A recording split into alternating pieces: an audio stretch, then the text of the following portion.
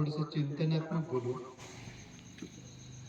जी गरज आहे परिस्थितीचं आणि वास्तवाचं विचार करून ज्या गोष्टीची गरज आहे त्या गोष्टी महाराजांनी केलेल्या आहेत. आता त्या काळामध्ये परकीयांचं आक्रमण होत होतं, देश संकटात होता, राज्य संकटात होतं, धर्म संकटात होता, माणूस संकटात होता. विशेषतः अशा परिस्थितीमध्ये माणसाला वाचवण्यासाठी काय गरजेचं होतं महाराजांनी ठरवलं.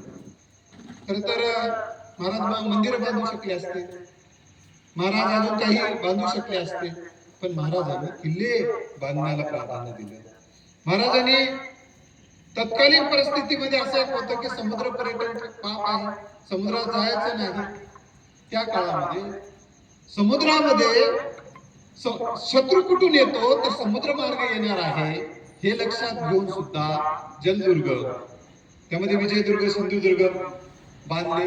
त्यांनी जहाजाची बांधणी करून घेतली. जहाजाची त्या तत्कालीन परिस्थितीमध्ये जहाजाची गरज होती. जहाजाची बांधणी करून घेतली. जहाजाची बांधणीचे तंत्र त्यांच्याकडून त्यांनी शिकवले आणि जहाजाची बांधणी करून घेतली. म्हणजे छत्रपती शिवरायांकडून आपण हे शिकण्याची गरज आहे. आता माझ्या समाजाला, आता माझ्या कुटुंबाला कशाची गरज आहे, कशाला प्राधान्य दिलंय, माझ्या जीवनाला सुद्धा आता कशाची गरज आहे, प्राधान्य क्रम ठरवून जगता आलं तर जीवनाचं सोनं होऊ शकते. हे छत्रपती शिवरायांकडून शिकण्याची गरज आहे. दुसरी महत्वाची गोष्ट आपण एक लक्षात ठेवलं पाहिजे, हे सगळं बांधणी केलीच त्यांनी, गावाची उभारणी केली. अनेक गाव ओसाड पडायची, ठिकाणी शत्रूच्या अनेक गावावर नांगर फिरवला जायचा. अशा परिस्थितीमध्ये गावाच्या शेतकऱ्यांच्या पाठीशी ते उभे राहिले. गावाची उभारणी करण्याचंही महत्वपूर्ण कार्य केलं, शेतकऱ्यांनी सहकार्य केलेलं आहे. आणि विशेष म्हणजे माणसं उभी केली, माणसं बांधली, माणसं घडवली. घडताना आणि घडवताना खूप काही भोगावं लागतं. कधी कधी पाखरीसारखं तव्यावर भाजावं लागतं. भाजलेलं बरं असतं, भट्टीतून निघाल्याशिवाय सोन्याला मोल नसतं. ही माणसं जमा करत असताना, माणसाची उभारणी करत असताना माणसावर जीव लावणं हा एक भाग झाला आणि माणसाच्या जीवाचं रक्षण करणं हा दुसरा भाग झाला.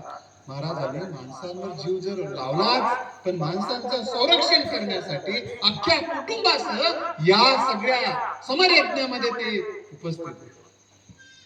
असं नाही, पूर्ण कुटुंब त्यांचं या समरयज्ञात, त्यांचा जन्मच किल्ल्यावर झालेला आहे आणि पाचवीला संघर्ष पुजलेला आहे त्यांचा. तर हे मी सांगत असताना सांगतो की माणसं त्यांनी जीवापाड प्रेम जसं केलं, माणसानं त्यांच्यावर जीवापाड प्रेम केलेलं आहे. काही महत्वाचे पैलू मी तुम्हाला त्या संदर्भामध्ये सांगतो.